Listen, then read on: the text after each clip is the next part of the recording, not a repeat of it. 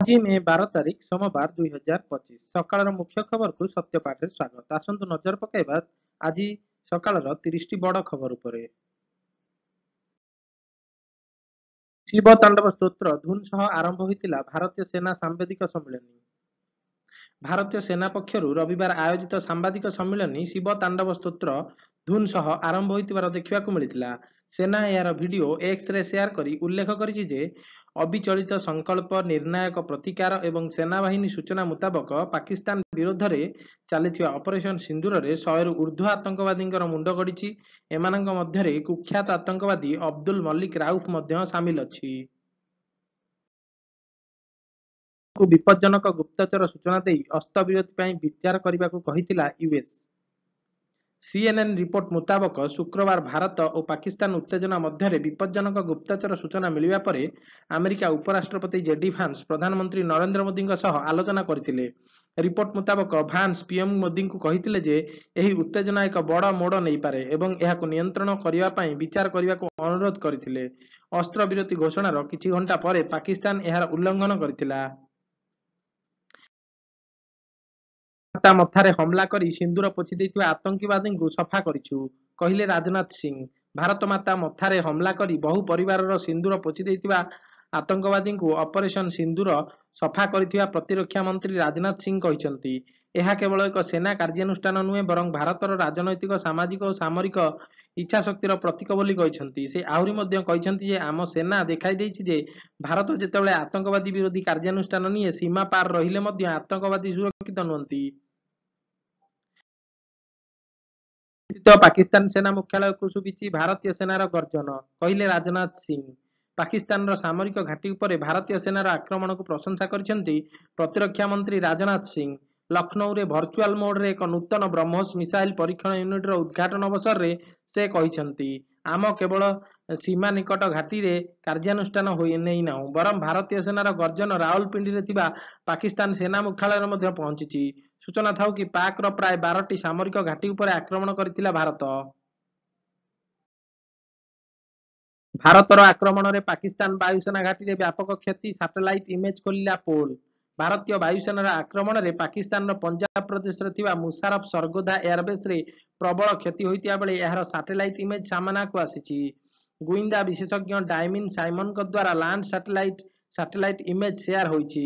ଏଥିରେ ସରଗୋଦା ଏୟାରବେସ୍ର ରନୱେରେ ବ୍ୟାପକ କ୍ଷତି ହୋଇଥିବା ଦେଖିବାକୁ ମିଳିଛି। ତେବେ ପାକିସ୍ତାନୀ ସେନା କ୍ଷତି କଥାକୁ ଅସ୍ୱୀକାର କରିଥିବା ବେଳେ ଭାରତୀୟ ସେନାର ସଠିକ୍ ଟାର୍ଗେଟର ପ୍ରମାଣ ମିଳିଛି। ପ୍ରଧାନମନ୍ତ୍ରୀ ମୋଦିଙ୍କ କଡ଼ା ଚେତାବନୀ, ସେପଟୁ ଗୁଳି ଚାଲିଲେ ଏପଟୁ ଗୋଳା ବର୍ଷିବ, କହିଲା ରିପୋର୍ଟ।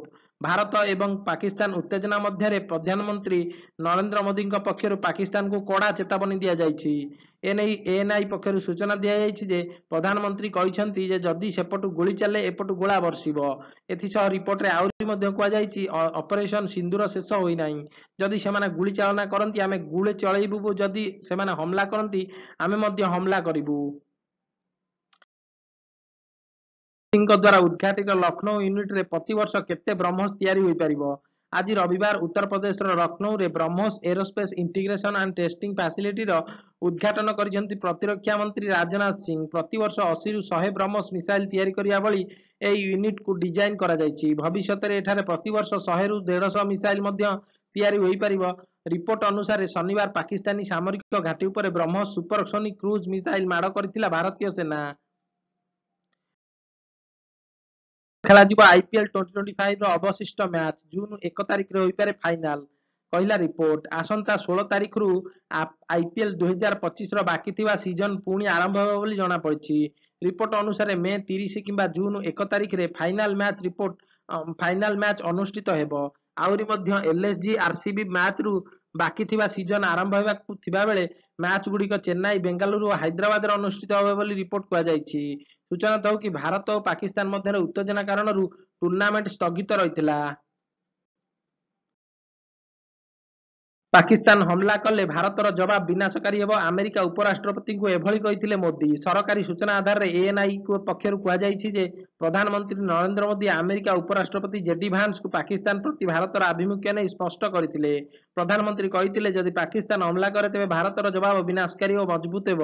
ସେହି ରାତିରେ ପାକିସ୍ତାନ ଭାରତର 26 ଗୋଟି ସ୍ଥାନରେ ହମଲା କରିଥିବା ବେଳେ ଭାରତ ଏହାର ଜବାବ ଦେବା ସହ ପାକିସ୍ତାନର ବିଭିନ୍ନ ସ୍ଥାନରେ ଆକ୍ରମଣ କରିଥିଲା। ପରେ ମଧ୍ୟ ପାକିସ୍ତାନ ଉପରେ ଚାପ ପାଇଁ ଏହି 5ଟି ନିଷ୍ପତ୍ତିରେ ଅଟଳ ରହିଛି ଭାରତ। ଭାରତ ଓ ପାକିସ୍ତାନ ମଧ୍ୟରେ ଅସ୍ତ୍ରବିରତି ନେଇ ସହମତି ହୋଇଛି। ହେଲେ ପାକିସ୍ତାନ ଉପରେ ଚାପ ପକାଇବା ପାଇଁ ଭାରତ ନେଇଥିବା 5ଟି ବଡ଼ ପଦକ୍ଷେପରୁ ଆଜି ପର୍ଯ୍ୟନ୍ତ ଓହରି ନାହିଁ। ସିନ୍ଧୁ ଜଳ ଚୁକ୍ତି ବାତିଲ, ବାଣିଜ୍ୟ ସ୍ଥଗିତ, ଆକାଶମାର୍ଗ ବନ୍ଦ, ପାକିସ୍ତାନୀ କଣ୍ଟେଣ୍ଟ ଉପରେ ପ୍ରତିବନ୍ଧକ, ପାକିସ୍ତାନୀ ଦୀର୍ଘକାଳୀନ ଭିସା ବାତିଲ ଇତ୍ୟାଦି କାର୍ଯ୍ୟାନୁଷ୍ଠାନ ଏବେ ବି ଭାରତ ଅଟଳ ରହିଛି। ସେହିପରି ଆତଙ୍କୀ କାର୍ଯ୍ୟକଳାପ ହେଲେ ଯୁଦ୍ଧ ବୋଲି ଧରାଯିବ ବୋଲି ଭାରତ ରୋକଠୋକ ଶୁଣାଇ ଦେଇଛି। ବିଚାର ବିମର୍ଶ ନକରି ଅସ୍ତ୍ରବିରତି ଘୋଷଣା କରିଥିଲେ ଟ୍ରମ୍ପ, କହିଲା ରିପୋର୍ଟ। ସରକାରୀ ସୂତ୍ର ଆଧାରରେ ନ୍ୟୁଜ୍18 ରିପୋର୍ଟ ମୁତାବକ ପାକିସ୍ତାନ ସହ ଚାଲିଥିବା ଉତ୍ତେଜନା ସ୍ଥିତି ନେଇ ଭାରତ ଆମେରିକା ରାଷ୍ଟ୍ରପତି ଡୋନାଲ୍ଡ ଟ୍ରମ୍ପଙ୍କୁ ଅବଗତ କରିନଥିଲା। ରିପୋର୍ଟରେ କୁହାଯାଇଛି ଯେ ଟ୍ରମ୍ପ ଭାରତ ସହ ବିନା କୌଣସି ବିଚାର ବିମର୍ଶ କରି ଅସ୍ତ୍ରବିରତି ନେଇ ଘୋଷଣା କରିଥିଲେ। ତେବେ ଟ୍ରମ୍ପ ଗତକାଲି ସୂଚନା ଦେଇଥିଲେ ଯେ ଉଭୟ ଭାରତ ଓ ପାକିସ୍ତାନ ସହ ରାତିସାରା ଆଲୋଚନା ପରେ ଅସ୍ତ୍ରବିରତି ନେଇ ନିଷ୍ପତ୍ତି ହୋଇଛି। ରାଜଧାନୀ ଇସଲାମାବାଦରେ ବି ହମଲା କରିଥିବା ସ୍ପଷ୍ଟ କଲା ଭାରତ। ପାକିସ୍ତାନକୁ ପାଲଟା ଜବାବ ଦେବା ବେଳେ ପାକ୍ ରାଜଧାନୀ ଇସଲାମାବାଦରେ ମଧ୍ୟ ଆକ୍ରମଣ କରିଥିଲା ଭାରତ। ରବିବାର ପ୍ରେସ୍ ବ୍ରିଫିଂ ସମୟରେ ଏକଥା ସ୍ପଷ୍ଟ କରିଛି ଭାରତୀୟ ସଶସ୍ତ୍ର ବାହିନୀ। ଆମେ ପାକିସ୍ତାନୀ ବାୟୁସେନା ଘାଟି, କମାଣ୍ଡର ସେଣ୍ଟର, ସାମରିକ ଭିତ୍ତିଭୂମି ଓ ବାୟୁ ପ୍ରତିରକ୍ଷା ପ୍ରଣାଳୀକୁ ଆକ୍ରମଣ କରିଛୁ। ପୁଣି ଥରେ କହିବାକୁ ଚାହୁଁଛୁ, ପାକିସ୍ତାନୀ ଘାଟି ଓ ସମସ୍ତ ସିଷ୍ଟମକୁ ଟାର୍ଗେଟ କରିବାର କ୍ଷମତା ଆମର ଅଛି ବୋଲି ଭାରତୀୟ ସଶସ୍ତ୍ର ବାହିନୀ ପକ୍ଷରୁ କୁହାଯାଇଛି।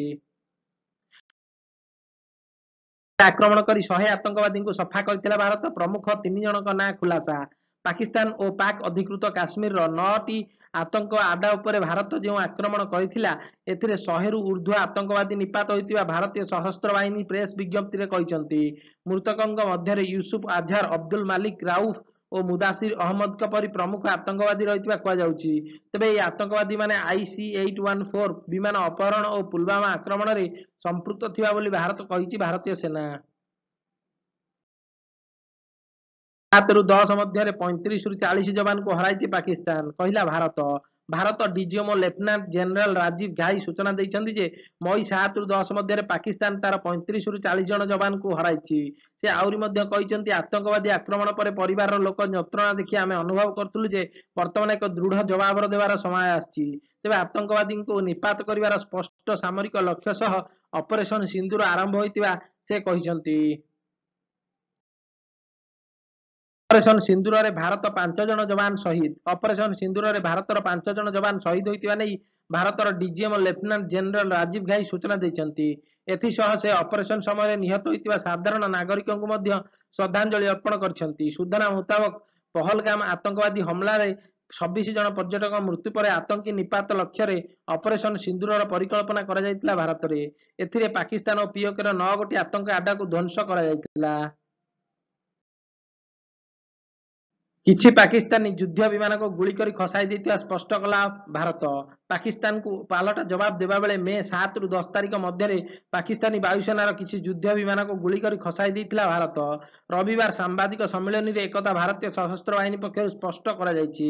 ଏୟାର ମାର୍ଶାଲ AK ଭାରତୀ କହିଛନ୍ତି, ସେମାନେ ଭାରତୀୟ ବାୟୁସୀମାରେ ଅନୁପ୍ରବେଶ କରିବାକୁ ଉଦ୍ୟମ କରୁଥିବା ବେଳେ ଖସାଇ ଦିଆଯାଇଥିଲା। ତେବେ ବିମାନର ଭଗ୍ନାବଶେଷ ପାକ୍ ପାର୍ଶ୍ୱରେ ହିଁ ପଡ଼ିଥିଲା ବୋଲି ସେ କହିଛନ୍ତି। 3ରୁ 4 ଦିନ ଗତିବିଧି ଯୁଦ୍ଧଠାରୁ କମ୍ ନଥିଲା, ପାକ୍ ଭାରତ ଉତ୍ତେଜନାକୁ ନେଇ କହିଲା ସେନା। ଡିଜିଏମ ଲେଫ୍ଟନାଣ୍ଟ ଜେନେରାଲ ରାଜୀବ ଘାଇ ରବିବାର ସାମ୍ବାଦିକ ସମ୍ମିଳନୀରେ କହିଛନ୍ତି ଯେ ଗତ 3-4 ଦିନ ଧରି ଚାଲିଥିବା ଗତିବିଧି କୌଣସି ଯୁଦ୍ଧଠାରୁ କମ୍ ନଥିଲା। ସେ କହିଛନ୍ତି, ସାମାନ୍ୟ ସ୍ଥିତିରେ ଗୋଟିଏ ଦେଶର ବାୟୁସେନା ଅନ୍ୟ ଏକ ଦେଶର ବାୟୁସେନା ସହ ଆକାଶ ମାର୍ଗରେ ରହି ପରସ୍ପର ଉପରେ ହମଲା କରିନଥାନ୍ତି। ନିୟନ୍ତ୍ରଣ ରେଖା ପାର୍ଶ୍ୱରେ ଆତଙ୍କବାଦୀ ଅନୁପ୍ରବେଶ କରନ୍ତି। ସୂଚନା ମୁତାବକ ପହଲଗାମ ଆତଙ୍କୀ ହମଲା ପରେ ଭାରତୀୟ ସେନା ଅପରେସନ ସିନ୍ଦୁର ଆରମ୍ଭ କରିଥିଲା। ଆମ କାମ ଲକ୍ଷ୍ୟସ୍ଥଳକୁ ଆକ୍ରମଣ କରିବା, ଶବ ଗଣିବା ନୁହେଁ, ମୃତାହତ ସଂଖ୍ୟାକୁ ନେଇ କହିଲେ ଭାରତୀୟ ଏୟାର ମାର୍ଶଲ। ଅପରେସନ ସିନ୍ଦୁରରେ କେତେକ ପାକିସ୍ତାନୀଙ୍କର ମୃତ୍ୟୁ ହୋଇଛି ବୋଲି, କେତେ ଜଣ ଆହତ ହୋଇଛନ୍ତି ବୋଲି ପ୍ରଶ୍ନର ଉତ୍ତର ଦେଇ ଭାରତୀୟ ଏୟାର ମାର୍ଶାଲ AK ଭାରତୀ କହିଛନ୍ତି, ଆମର କାମ ଲକ୍ଷ୍ୟସ୍ଥଳକୁ ଆକ୍ରମଣ କରିବା, ମୃତଦେହ ଗଣିବା ନୁହେଁ। ରବିବାର ଭାରତୀୟ ସଶସ୍ତ୍ର ବାହିନୀ ପକ୍ଷରୁ ଆୟୋଜିତ ସାମ୍ବାଦିକ ସମ୍ମିଳନୀରେ ସେ ଆହୁରି ମଧ୍ୟ କହିଛନ୍ତି, ଆମ ଲକ୍ଷ୍ୟ ମୃତଦେହ ଗଣିବା ନଥିଲା, କିନ୍ତୁ ଯଦି କିଛି ହୋଇଛି ତାହା ଗଣନା କରିବା ସେମାନଙ୍କର ବା ପାକିସ୍ତାନର କାମ। ଭାରତ ପାକିସ୍ତାନ ଉତ୍ତେଜନା ମଧ୍ୟରେ ରାଜସ୍ଥାନରେ ଦେଖାଗଲା ଡ୍ରୋନ୍ର ଗତିବିଧି। ଭାରତ ଓ ପାକିସ୍ତାନ ମଧ୍ୟରେ ଅସ୍ତ୍ରବିରତି ନେଇ ସହମତି ପ୍ରକାଶ ପାଇଥିବା ବେଳେ ରବିବାର ପୁଣି ରାଜସ୍ଥାନର ବାଡମେର ଜିଲ୍ଲାରେ ଡ୍ରୋନ୍ ଗତିବିଧି ସାମ୍ନାକୁ ଆସିଛି। ବାଡମେର ଜିଲ୍ଲା ନିଜର ଏକ୍ସରେ ଏହି ସୂଚନା ଦେଇଛି। ସେପଟରେ ଲୋକମାନଙ୍କୁ ଘରେ ରହିବାକୁ ଓ ବ୍ଲାକ୍ଆଉଟ୍ ନିୟମ ପାଳନ କରିବାକୁ ପ୍ରଶାସନ ଅନୁରୋଧ କରୁଥିବା ବେଳେ ଜୈସଲମେର ଓ ବିକାନେରରେ ମାର୍କେଟ ଶୀଘ୍ର ବନ୍ଦ କରାଯାଇଥିଲା। ତେବେ ଯେକୌଣସି ଆକ୍ରମଣର ସାମ୍ନା କରିବା ପାଇଁ ପ୍ରସ୍ତୁତ ଥିବା ଭାରତ ପୂର୍ବରୁ କହିସାରିଛି। କ୍ରିକେଟ ଅଧିନାୟକ ପଦ ରେସ୍ରୁ ଓହରିଲେ ଯଶପ୍ରୀତ ବୁମରା, କହିଲା ରିପୋର୍ଟ। ରିପୋର୍ଟ ଅନୁସାରେ ରୋହିତ ଶର୍ମାଙ୍କ ଟେଷ୍ଟ କ୍ରିକେଟରୁ ଅବସର ପରେ ଅଧିନାୟକ ରେସ୍ରେ ଥିବା ଭାରତୀୟ ଦଳର ଉପ ଅଧିନାୟକ ଯଶପ୍ରୀତ ବୁମରା ଏହି ଦୌଡ଼ରୁ ଓହରିଛନ୍ତି। ରିପୋର୍ଟ ମୁତାବକ ଶୁଭମନ ଗିଲ୍, ରିଷଭ ପନ୍ତ ଏହି ଦୌଡ଼ରେ ସବୁଠୁ ଆଗରେ ଅଛନ୍ତି। ପିଟିଆଇ ପକ୍ଷରୁ କୁହାଯାଇଛି ଆଗାମୀ ମ୍ୟାଚ୍ ପାଇଁ ଶୁଭମନ ଗିଲ୍ ଅଧିନାୟକ ଓ ଋଷଭ ପନ୍ତଙ୍କୁ ଉପ ଅଧିନାୟକ ଭାବରେ ଚୟନ କରାଯାଇଛି। ତେବେ ନିକଟରେ ରୋହିତ ଶର୍ମା ଅବସର ଘୋଷଣା କରିଥିଲେ। ସିନ୍ଦୁର ଯୋଗେ କେଉଁ 3ଗୋଟି ଲକ୍ଷ୍ୟ ହାସଲ କଲା ଭାରତ? ଅପରେସନ ସିନ୍ଦୁର ଯୋଗେ ଭାରତ 3ଗୋଟି ଲକ୍ଷ୍ୟ ହାସଲ କରିଛି। ପ୍ରଥମଟି ସେନା ଲକ୍ଷ୍ୟ ହୋଇଥିବା ବେଳେ ଏହାକୁ ନେଇ ପ୍ରଧାନମନ୍ତ୍ରୀ କହିଥିଲେ ମାଟିରେ ମିଶାଇ ଦେବୁ। ଏହି କ୍ରମରେ ବାହାବଲପୁର, ମୁରିଦକେଜ, ମୁଜଫରାବାଦ କ୍ୟାମ୍ପକୁ ମାଟିରେ ମିଶାଇ ଦିଆଯାଇଛି। ରାଜନୈତିକ ଲକ୍ଷ୍ୟ ଏହି କ୍ରମରେ ସୀମାପାର ଆତଙ୍କବାଦ ବନ୍ଦ ହେବା ପର୍ଯ୍ୟନ୍ତ ସିନ୍ଧୁ ଜଳ ବୁଝାମଣା ସ୍ଥଗିତ ରହିବ। ତୃତୀୟଟି ମନୋବିଜ୍ଞାନୀ ଲକ୍ଷ୍ୟ ହୋଇଥିବା ବେଳେ ଏହି କ୍ରମରେ ଘର ଭିତରେ ପଶି ଆକ୍ରମଣ କରି ଫେରିଲୁ। ପାକିସ୍ତାନ ଉପରେ ଭାରତ ପ୍ରୟୋଗ କରିଥିବା ବ୍ରହ୍ମୋସ ମିସାଇଲର କ'ଣ ରହିଛି ବିଶେଷତ୍ୱ? ଭାରତ ଅପରେସନ ସିନ୍ଦୁରରେ ପ୍ରଥମ ଥର ପାଇଁ ପାକିସ୍ତାନ ଉପରେ ବ୍ରହ୍ମୋସ ମିସାଇଲର ପ୍ରୟୋଗ କରିଥିବା ଜଣାପଡ଼ିଛି। ଏହା ପୁରୁଣା ଭର୍ସନର ଲକ୍ଷ୍ୟଭେଦ କ୍ଷମତା 290 କିଲୋମିଟର ହୋଇଥିବା ବେଳେ ନୂତନ ବର୍ଷର ଷ୍ଟ୍ରାଇକ୍ ରେଞ୍ଜ ହେଉଛି 800 କିଲୋମିଟର। ବିଶ୍ୱର ଦ୍ରୁତତମ ସୁପରସୋନିକ୍ କ୍ରୁଜ୍ ମିସାଇଲ ବ୍ରହ୍ମୋସର ଗତି 2.8 ମାକ୍ ଶବ୍ଦର ଗତିଠାରୁ 2.8 ଗୁଣ ଅଧିକ ହୋଇଥିବା ବେଳେ ଏହା ସ୍ଥଳ, ବାୟୁ ଓ ସମୁଦ୍ର ଭିତ୍ତିକ ଲକ୍ଷ୍ୟସ୍ଥଳକୁ ଟାର୍ଗେଟ କରିବାର କ୍ଷମତା ରଖିଛି। ଭାରତର ପହଞ୍ଚରେ ଥିଲା ପାକିସ୍ତାନର ପ୍ରତି ଇଞ୍ଚ, ପୂର୍ବତନ ଆଫଗାନିସ୍ତାନ ଉପରାଷ୍ଟ୍ରପତି।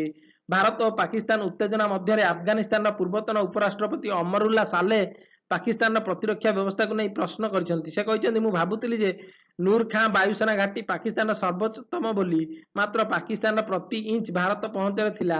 ସେ ଆହୁରି ମଧ୍ୟ କହିଛନ୍ତି ଏକ ଗଣତାନ୍ତ୍ରିକ ସମାଜରେ ତଥ୍ୟର ଗୋପନୀୟତା ବଜାୟ ରଖିବା ଅସମ୍ଭବ, କିନ୍ତୁ ଭାରତରୁ ବହୁତ କମ୍ ତଥ୍ୟ ଲିକ୍ ହୋଇଛି। ପାକିସ୍ତାନ ଉପରେ ପ୍ରୟୋଗ ପରେ ୟୁପିରେ ବ୍ରହ୍ମୋସ ମିସାଇଲ ଉତ୍ପାଦନ ୟୁନିଟ୍ ଉଦ୍ଘାଟିତ। ରବିବାର ୟୁପିର ଲକ୍ଷ୍ନୌରେ ଏକ ବ୍ରହ୍ମୋସ କ୍ଷେପଣାସ୍ତ୍ର ଉତ୍ପାଦନ ୟୁନିଟ୍କୁ ଭର୍ଚୁଆଲ ମୋଡରେ ଉଦ୍ଘାଟନ କରିଛନ୍ତି ପ୍ରତିରକ୍ଷା ମନ୍ତ୍ରୀ ରାଜନାଥ ସିଂ। ରାଜ୍ୟ ସରକାରଙ୍କ ଦ୍ୱାରା ପ୍ରଦାନ କରାଯାଇଥିବା 80 ହେକ୍ଟର ଜମିରେ ଏହି ୟୁନିଟ୍ ସ୍ଥାପନ କରାଯାଇଛି। 300 କୋଟି ଟଙ୍କା ବ୍ୟୟରେ ନିର୍ମିତ ୟୁନିଟ୍ଟି 3.5 ବର୍ଷ ମଧ୍ୟରେ ସମ୍ପୂର୍ଣ୍ଣ ହୋଇଥିବା ଜଣାପଡ଼ିଛି। ତେବେ ପାକିସ୍ତାନକୁ ଟାର୍ଗେଟ ବେଳେ ବ୍ରହ୍ମୋସ ମିସାଇଲର ବ୍ୟବହାର ହୋଇଥିବା କହିଲେ UP CM Yogi Adityanath. Operation ସିନ୍ଦୁର ଜାରି ରହିଛି ଭାରତୀୟ ବାୟୁସେନା। ଭାରତୀୟ ବାୟୁସେନା ପକ୍ଷରୁ ରବିବାର ଏକ୍ସ ହ୍ୟାଣ୍ଡେଲରେ କୁହାଯାଇଛି ଯେ ଅପରେସନ ସିନ୍ଦୁରରେ ମିଳିଥିବା ସମସ୍ତ କାର୍ଯ୍ୟ ସେନା ଲକ୍ଷ୍ୟ ମୁତାବକ ବିବେକପୂର୍ଣ୍ଣ ଭାବରେ ସଠିକ ଢଙ୍ଗରେ ସମ୍ପାଦିତ କରିଛି। ତେବେ ଜାତୀୟ ସ୍ୱାର୍ଥକୁ ଦୃଷ୍ଟିରେ ରଖି ଅପରେସନ ସମନ୍ୱିତ ହେବା ଏବଂ ସୁଚିନ୍ତିତ ଏବଂ ବିଚକ୍ଷଣ ଉପାୟରେ ପରିଚାଳିତ ହୋଇଥିଲା। ସେନା ପକ୍ଷରୁ ଆହୁରି ମଧ୍ୟ କୁହାଯାଇଛି ଯେ ଅପରେସନ ବର୍ତ୍ତମାନ ପର୍ଯ୍ୟନ୍ତ ଜାରି ରହିଥିବା କାରଣରୁ ସଠିକ ସମୟରେ ଅଧିକ ସୂଚନା ମିଳିବ। ଆକ୍ରମଣରେ ପ୍ରଥମ ଥର ଭାବେ ବ୍ରହ୍ମୋସ ମିସାଇଲର ବ୍ୟବହାର କଲା ଭାରତ, କହିଲା ରିପୋର୍ଟ। ଭାରତ ପ୍ରଥମ ଥର ପାଇଁ ଦି କ୍ରୁଜ୍ ମିସାଇଲ ବ୍ରହ୍ମୋସର ବ୍ୟବହାର କରିଥିବା ନେଇ ଦ ଇଣ୍ଡିଆନ ଏକ୍ସପ୍ରେସର ରିପୋର୍ଟରେ ଦାବି ହୋଇଛି। ଶନିବାର ପାକିସ୍ତାନୀ ସାମରିକ ଘାଟି ଉପରେ ଭାରତର ଆକ୍ରମଣରେ ବ୍ରହ୍ମୋସ ସୁପରସୋନିକ୍ କ୍ରୁଜ୍ ମିସାଇଲ ବ୍ୟବହାର କରିଥିଲା। ପହଲଗାମ ଆତଙ୍କୀ ଆକ୍ରମଣର ପ୍ରତିଶୋଧ ସ୍ୱରୂପ ଆରମ୍ଭ ହୋଇଥିବା ଅପରେସନ ସିନ୍ଧୁର ଅଧୀନରେ ଭାରତ ପାକିସ୍ତାନର ପ୍ରାୟ 12ଟି ସେନା ଘାଟି ଉପରେ ଆକ୍ରମଣ କରିଥିଲା। ଏଥିରେ ପାକିସ୍ତାନର ବ୍ୟାପକ କ୍ଷୟକ୍ଷତି ହୋଇଥିବା କୁହାଯାଉଛି। ଟି20 ବିଶ୍ୱକପ୍ କ୍ୱାଲିଫାୟର ମ୍ୟାଚରେ ସମସ୍ତ 10 ଜଣ ଖେଳାଳିଙ୍କୁ ରିଟାୟାର୍ଡ ଆଉଟ୍ କଲା ୟୁଏଇ। ବ୍ୟାଙ୍କକରେ କତାର ପକ୍ଷରେ ମହିଳା ଟି20 ବିଶ୍ୱକପ୍ ଏସିଆ କ୍ୱାଲିଫାୟର୍ସ ମ୍ୟାଚରେ ୟୁଏଇ ସମସ୍ତ 10 ଜଣ ଖେଳାଳିଙ୍କୁ ରିଟାୟାର୍ଡ ଆଉଟ୍ କରିଛି। ଏହି ମ୍ୟାଚରେ ବର୍ଷା ହେବାର ସମ୍ଭାବନା ଥିବାବେଳେ ୟୁଏଇର ମ୍ୟାଚ୍ ଜିତିବା ଜରୁରୀ ଥିଲା। ତେଣୁ 16 ଓଭରରେ ବିନା ୱିକେଟରେ 192 ରନ୍ ହୋଇଥିବା ବେଳେ ପାଗକୁ ଦେଖି ୟୁଏଇ ସମସ୍ତ ଖେଳାଳିଙ୍କୁ ରିଟାୟାର୍ଡ ଆଉଟ୍ ଘୋଷଣା କରିଥିଲା। ପରେ କତାର ମାତ୍ର 29 ରନ୍ କରି ଅଲ୍ ଆଉଟ୍ ହୋଇଯାଇଥିବା ବେଳେ ୟୁଏଇ 163 ରନରେ ମ୍ୟାଚ୍ ଜିତିଥିଲା। ପହଲଗାମ ଆତଙ୍କୀ ହମଲାର 20 ଦିନ ପରେ ନୀରବତା ଭାଙ୍ଗିଲେ ଅମିତାଭ ବଚ୍ଚନ। ପହଲଗାମ ଆତଙ୍କୀ ହମଲାର 20 ଦିନ ପରେ ଅଭିନେତା ଅମିତାଭ ବଚ୍ଚନ ନୀରବତା ଭାଙ୍ଗିବା ସହ ସୋସିଆଲ ମିଡିଆ ଏକ୍ସରେ ଏକ ପୋଷ୍ଟ କରିଛନ୍ତି। ସେହି ଆତଙ୍କୀ ହମଲାର ନିନ୍ଦା କରିବା ସହ ବାପା ହରିବଂଶ ରାୟ ବଚ୍ଚନଙ୍କ କବିତାର ପଂକ୍ତି ଉଦ୍ଧୃତ କରି ଲେଖିଛନ୍ତି, ଯାହାର ଅର୍ଥ ହେଉଛି ଚିତାର ଭସ୍ମରେ ବିଶ୍ୱ ସିନ୍ଦୁର ମାଗୁଛି। ଏଥିସହ ପାକିସ୍ତାନ ଓ ପିଓକେରେ ଭାରତ ଅପରେସନ ସିନ୍ଦୁରକୁ ନେଇ ସେ ସେନାବାହିନୀର ପ୍ରଶଂସା କରିଛନ୍ତି। ଭାରତ ସହ ଅସ୍ତ୍ରବିରତି ପରେ ବିଜୟ ନେଇ ଦାବି କଲେ ପାକ୍ ପ୍ରଧାନମନ୍ତ୍ରୀ ଶେହବାଜ ସରିଫ। ଭାରତ ପାକିସ୍ତାନ ମଧ୍ୟରେ ଅସ୍ତ୍ରବିରତି ନେଇ ଘୋଷଣା ପରେ ପାକିସ୍ତାନ ପ୍ରଧାନମନ୍ତ୍ରୀ ଶେହବାଜ ସରିଫ ଦେଶକୁ ସମ୍ବୋଧିତ କରି ପାକିସ୍ତାନ ଏହି ଯୁଦ୍ଧରେ ବିଜୟ ହୋଇଥିବା କହିଛନ୍ତି। ଏଥିସହ ସେ ଭାରତର ରାଫେଲ ବିମାନକୁ ଖସାଇ ଦେଇଥିବା ସହ ଭାରତୀୟ ଏୟାରବେସ୍ ଧ୍ୱଂସ କରିଥିବା ନେଇ ମିଥ୍ୟା ଦାବି କରିଥିଲେ। ସୂଚନା ମୁତାବକ ଭାରତ ପାକିସ୍ତାନର ଅନେକ ସୈନ୍ୟ ଠିକଣା ସହ ବାୟୁସେନା ଘାଟି ଉପରେ ଆକ୍ରମଣ କରିବା ଫଳରେ ପାକିସ୍ତାନକୁ ବହୁ ପରିମାଣରେ କ୍ଷତି ସହିବାକୁ ପଡ଼ିଛି। ଗତିବିଧିର ଭିଡିଓ ଅନଲାଇନରେ ପୋଷ୍ଟ କରିବା ପଡିଲା ମହଙ୍ଗା। ରାଜସ୍ଥାନରେ ଜଣଙ୍କୁ ଗିରଫ କଲା ପୋଲିସ। ସେନା ଗତିବିଧିର ଭିଡିଓ ତିଆରି କରି ସୋସିଆଲ ମିଡିଆରେ ପୋଷ୍ଟ କରିବା ଅଭିଯୋଗରେ ରାଜସ୍ଥାନ ପୋଲିସ ବାଡମେରରୁ ଜଣେ ବ୍ୟକ୍ତିଙ୍କୁ ଗିରଫ କରିଛି। ଭାରତ ପାକିସ୍ତାନ ମଧ୍ୟରେ ଅସ୍ତ୍ରବିରତି ହେବା ପୂର୍ବରୁ ଉକ୍ତ ବ୍ୟକ୍ତିଙ୍କୁ ଗିରଫ କରାଯାଇଥିଲା ନେଇ ସୂଚନା ମିଳିଥିଲା। ତେବେ ସେନାର କୌଣସି ଗତିବିଧିକୁ ସୋସିଆଲ ମିଡିଆରେ ପୋଷ୍ଟ ନ କରିବାକୁ ପୂର୍ବରୁ ସରକାରଙ୍କ ପକ୍ଷରୁ କୁହାଯାଇଥିବା ବେଳେ ସେ ଏପରି କରିଥିବା ତାଙ୍କୁ ଗିରଫ କରାଯାଇଥିବା ନେଇ ଜଣାପଡିଛି। ମୁଖ୍ୟ ଖବରକୁ ସତ୍ୟ ପାଠରେ ଏଇଠି ରଖିବା। ପୁଣି ଦେଖାହବ ଆଉ ଗୋଟେ ଭିଡିଓରେ ନୂଆ ନ୍ୟୁଜ ସହିତ। ନମସ୍କାର ଆଣ୍ଡ ଥ୍ୟାଙ୍କ ୟୁ।